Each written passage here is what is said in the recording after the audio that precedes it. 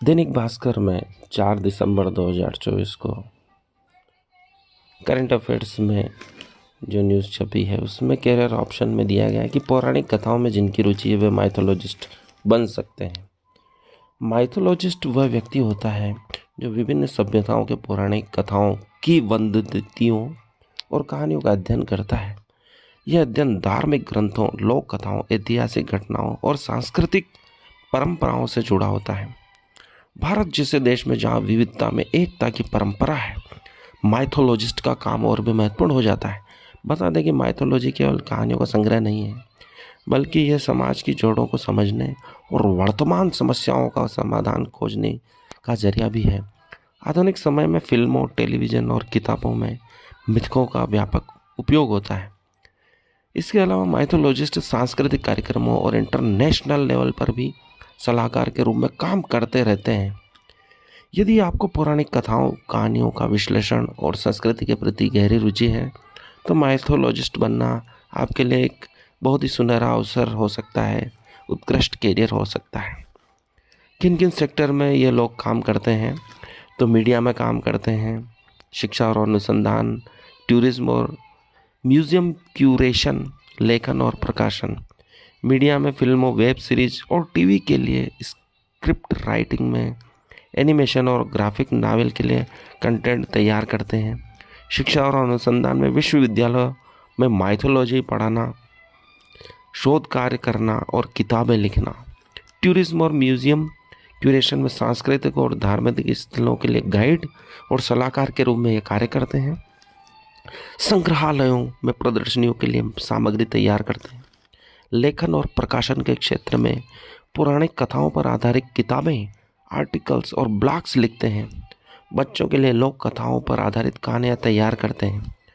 Career में क्या अवसर हैं? भारत में माइथोलॉजिस्ट बनने के लिए अपार संभावना है।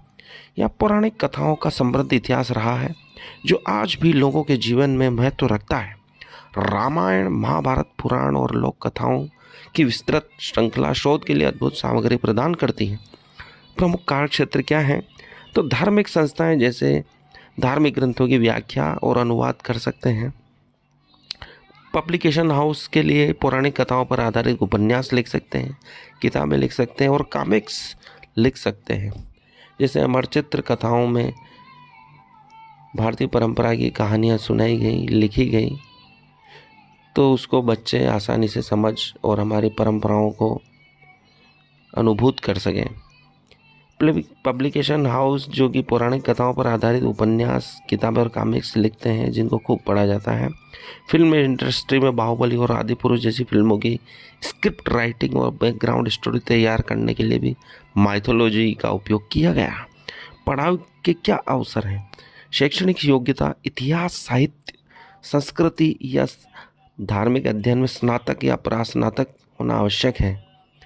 इतिहास, साहित्य, संस्कृति या धार्मिक अध्ययन में स्नातक या परास्नातक, विशेष रूप से मिथोलॉजी में पीएचडी या शोध कार्य करना आवश्यक है।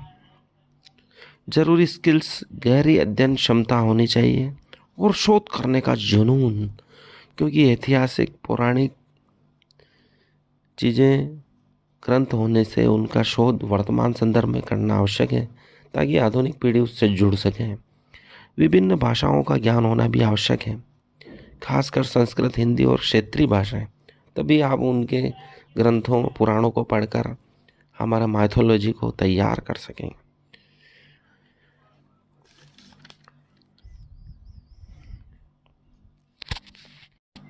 सांस्कृतिक परंपराओं और इतिहास की भी समझ होनी आवश्यक है। इन संस्थाओं से करें पढ़ाई। आप किन संस्थाओं से पढ़ाई कर सकते हैं? जेएनयू दिल्ली संस्कृति और इतिहास में स्पेशलाइजेशन कराते हैं। दिल्ली विश्वविद्यालय इतिहास और पौराणिक कथाओं में स्पेशलाइजेशन कराते हैं। इंदिरा गांधी राष्ट्रीय कला केंद्र सांस्कृतिक अध्ययन के लिए विशेष पाठ्यक्रम वहाँ प्रस्तुत किया गया है। प्रसिद्ध माइथोलॉजिस्ट कौन कौन है हमारे देश के? एक तो देवदत्त पटनायक और अमीश त्रिपाठी। देवदत्त पटनायक जी एक प्रसिद्ध भारतीय लेखक और माइथोलॉजिस्ट हैं जिन्होंने पौराणिक कहानियों को सरल भाषा में प्रस्तुत किया है। उनकी किताबें और टीवी शो युवाओं के बीच काफ़ी लोकप्रिय हैं। अमित त्रिपाठी जी शिवत्रयी और रामायण श्रृंखला जैसी किताबों के माध्यम से उन्होंने पौराणिक कथाओं को आधुनिक संदर्भ में प्रस्तुत किया है। अंतर्राष्ट्रीय स्तर पर क्या क्या अवसर हैं? यूनेस्को जैसे संगठन सांस्कृतिक संरक्षण के लिए सलाहकार बन सकते हैं। विदेशी विश्वविद्यालय भारतीय पौराणिक कथाओं पर शोध कार्य और शिक्षण कार्य करवाते हैं। आज के समय में माइथोलॉजी केवल पढ़ाई या धार्मिक ग्रंथों तक सीमित नहीं है। यह मनोरंजन, शिक्षा और व्यवसाय में महत्वपूर्ण भूमिका निभा रही हैं। तकनीकी और माइथोलॉजी का समन्वय क्या क्या कर सकता है? तो एआई और वर्चुअल रियलिटी के माध्यम से पौराणिक कथाओं को जीवंत किया जा सकता है। वैश्विक दृष्टिकोण, अन्य देशों की कथाओं को भारतीय संदर्भ में समझाना। अन्य देशों की जो पौराणिक कथाएं उनको भारतीय संदर्भ में भी माइथोलॉजी समझा सकता है। और आज एआई की टेक्नोलॉजी के द्वारा हम पेंटिंगों को चलायमान बना सकते हैं।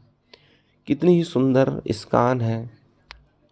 विभिन्न मंदिरों की चित्रकला को हम गतिमान बनाकर एआई के द्वारा प्रस्तुत कर सकते हैं और जनमानस को हमारे प्राचीन इतिहास और गौरवमयी संस्कृति से परिचय करा सकते हैं। माइथोलॉजिस्ट को सुनना सब पसंद करते हैं। हमारी पौराणिक ऐतिहासिक संस्कृति सभ्यता को समझना कौन नहीं चाहेगा। हम अपने इतिहास से रूबरू होते हैं। जो जो खोज की गई, जिनको भुला दिया गया है, हमें वो वापस सीखने को मिलता है। इसलिए माइथोलॉजिस्ट का आधुनिक समय में बहुत महत्व बढ़ गया है। तो इस विषय में भी पीएचडी शोध कार्य करके स्नातकोत्तर की पढ़ाई करके हम आगे बढ़ सकते हैं। ये नए विषय हैं और इनमें पढ़ाई करके आप अवश्य सफलता प्राप्त कर सकते हैं। उन विषयों को लेकर जो बहुत प्रचलित है, मेडिकल है, इंजीनियरिंग है, इसमें सभी लोग जाना चाहते हैं, तो इसमें कंपटीशन बहुत बढ़ जाता है। तो ऐसे रेयर विषयों को लेकर हम अतिशीघ्र सफल हो सकते हैं। होम साइंस है, चित्रकला है, पेंटिंग, संगीत कला और भी ऐसे रेयर विषय हैं जिनको अगर आप खोजोगे और उनमें स्नातकोत्तर करते हो, पीएचडी करते हो, शोध कार्य करते हो, तो आपको अवश्य जो चाहिए वह पद मिलेगा। आप अवश्य सफल होंगे। धन्यवाद।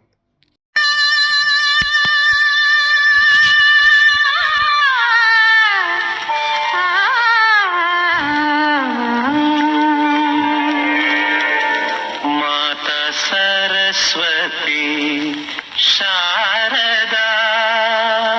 मैं मामूली सा शायर, एक साधारण सा हम शायर, कवि, कथाकार, उपन्यासकार समाजी मोर्चों पर लड़ते रहते हैं।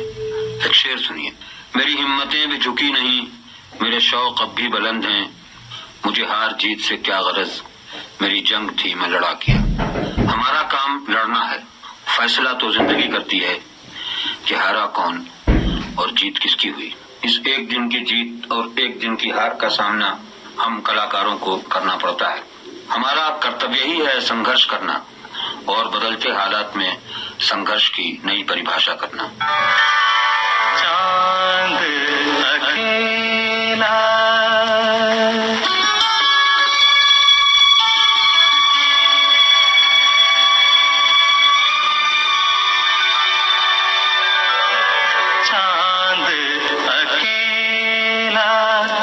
जाए सखी रे, चांद अकेला जाए सखी रे, काहे अकेला जाए सखी रे, मन मोरा घबराए रे, सखी रे, सखी रे, ओ सखी रे, चांद अकेला जाए सखी रे, काहे चांद अकेला। 1 सितंबर 1927 को राही मासूम रजा का जन्म हुआ उत्तर प्रदेश के गाजीपुर जिले में। अब शुरुआती पढ़ाई तो रजा साहब की गाजीपुर में ही हो गई, लेकिन अपनी हायर स्टडीज के लिए राही मासूम रजा ने अलीगढ़ मुस्लिम यूनिवर्सिटी में दाखिला ले लिया। यहाँ उन्होंने हिंदुस्तानी लिटरेचर में डॉक्टरेट हासिल की और कहलाए